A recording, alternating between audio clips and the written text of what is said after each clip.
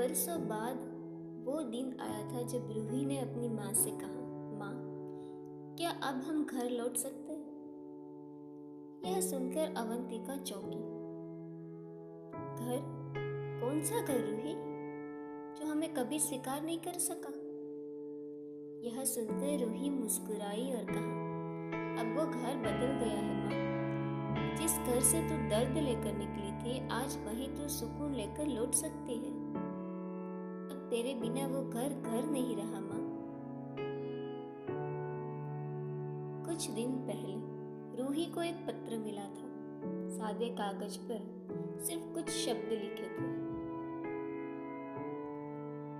रूही, अगर तू चाहे तो मैं आऊं, पर अब मैं खुद से भी नजरें नहीं मिला पाता। अगर कभी तुम्हारी माँ मुझे फिर से एक इंसान मान ले, तो मैं वहां खड़ा रहूंगा जहां मैंने उसे अकेला छोड़ा था।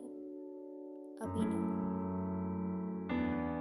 रूही ने माँ को कुछ नहीं बताया, बस वृद्धाश्रम के आंगन में वो जगह साफ करवाई जहाँ कभी अवंतिका अकेले बैठा करती थी।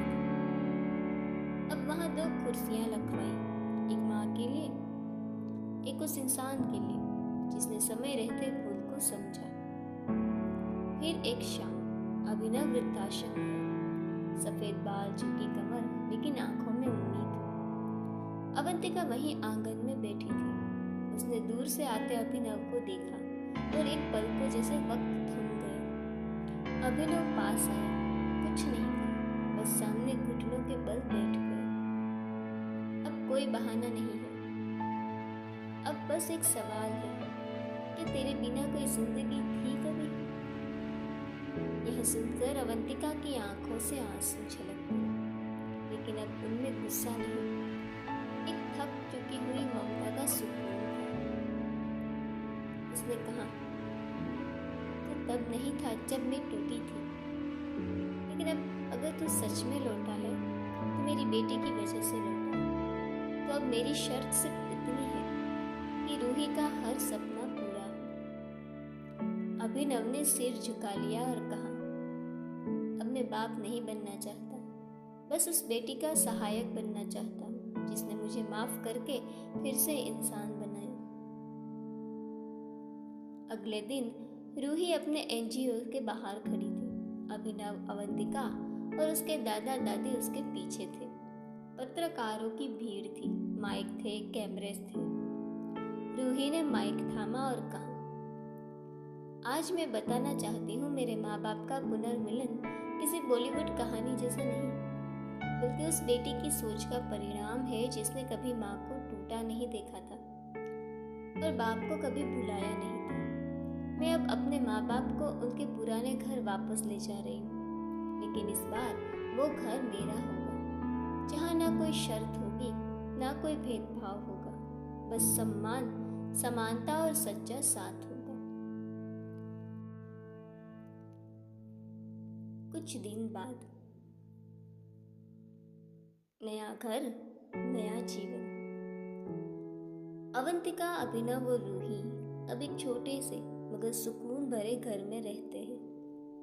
रूही अब फ्लाइट्स की सीनियर अटेंडेंट है और अभिनव अब मेहरा फाउंडेशन को रूही अभियान में बदल चुका है, जहां अकेली माओ को सपोर्ट दिया जाता है। रात का समय था। अवंतिका बालकनी में बैठी हुई थी। अभिनव उसके पास आता है। एक सवाल पूछो? पूछो। तूने मुझे माफ कर दिया, मगर क्या तू मुझसे फिर से प्यार कर सकती है? अभिनव की इस बात पर अवंतिका हंसती है और कहती है, प्यार करना कभी बंद ही नहीं हुआ था, बस भरोसा करने में वक्त लगा। अब जब रूही ने हमें फिर से जोड़ दिया है, तो मैं चाहती हूँ हम दोनों उसके नाम की तरह एक ही रूह हो जाए। दोनों मुस्कुराते हैं और पीछे से आवाज आती है, अरे मम्मी पापा जल्दी अंदर आओ, मेरी अगली फ्लाइट की तैयारी करनी है और आप दोनों मेरे लकी चार्म। टूटे रिश्ते अगर समय, समझदारी और सच्चे मन से जोड़े जाए ना, तो वो पहले से भी ज्यादा मजबूत बन जाते हैं।